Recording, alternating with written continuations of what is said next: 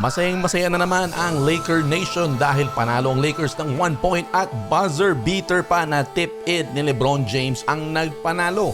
Kaunti lang ginawa ni LeBron James pero nakareserba pala sa dulo ang pangpanalo. Pero kapuna-puna na gumawa lamang si LeBron James ng 13 points, 13 rebounds, 7 assists. Muntikan pang sumablay sa double digit. At silipin natin sa bandang dulo ay parang pagod na si LeBron James. Nagpapaubaya siya kina Luka Doncic. Heto mga kabasketball ang pwedeng dahilan kung bakit medyo saktuhan lang ang laruan ng ating Lolo Bron. Panalo ang Lakers ng 1 point, bumida si LeBron James sa kanyang buzzer beater na tip-in. Gumawa lamang si LeBron ng 13 points, 13 rebounds, 7 assists. At kapuna-puna na sa bandang dulo, mga final 3 minutes ay nagpapaubaya si LeBron kina Luka Doncic para gumawa ng play. Nakaabang lamang siya. Pwede nating sabihin na napapagod si LeBron sa mga nakaraang araw dahil mga kabasketball, busy itong si LeBron James sa pagpropromote ng pagbabalik ng kanyang podcast. Kaninang umaga rin ay nag-guest ito ng live sa Pat McAfee Show. Marami silang pinag-usapan doon. Kaya ibig sabihin na maaga pa ito si LeBron James ay nagtatrabaho na, hindi nga lang sa paglaro ng basketball. Siyempre kapag 40 anyos ka na ay medyo mas mabilis ka nang mapagod.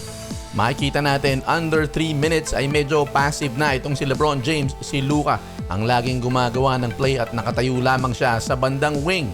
Maring yan ang play nila pero makikita natin yung kanyang energy ay parang hindi na ganong kaganda. Dito dire-diretso lang nakatake itong si Nembhard na pwede naman niyang masupalpal. 1 minute and 17 pagkatapos ng inbound. Tignan nyo naman yung pasa ni LeBron James parang nanglalata. Pero hintayin natin ang pagbabalik ng tunay na LeBron James pag medyo nakapagpalakas na ito at natapos na siguro yung kanyang mga pinopromote. Malalaman natin yan sa mga susunod na araw mga kabasketball. Bukod sa basketball ay busy ngayon itong si LeBron James sa pagpapromote ng kanyang nagbabalik na podcast. Co-host niya na ang legendary point guard na si Steve Nash. At kasama sa mga promotion niya ang pag-guest niya sa mga iba rin ng mga podcast kagaya ng kay Pat McAfee na kaninang umaga bago ang laban dito sa Indiana ay nag-guest siya doon ng live at isa sa mga sinagot niyang mga tanong ay ang issue patungkol sa kanila ni Stephen A. Smith. O mga kabasketball, hindi pa rin namamatayan. At sa podcast niya ni Pat McAfee ay binanatan niya pa itong si Stephen A. Smith. Kung matatandaan nyo, kinompronta ni LeBron James sa laban nila kontra New York Knicks noong March 6, itong si Stephen A. Smith. Nag-viral ito. Ang dami ng pinagsasabi ni Stephen A. Smith pagkatapos ng komprontasyon na yun at ngayon lang sumagot itong si LeBron James.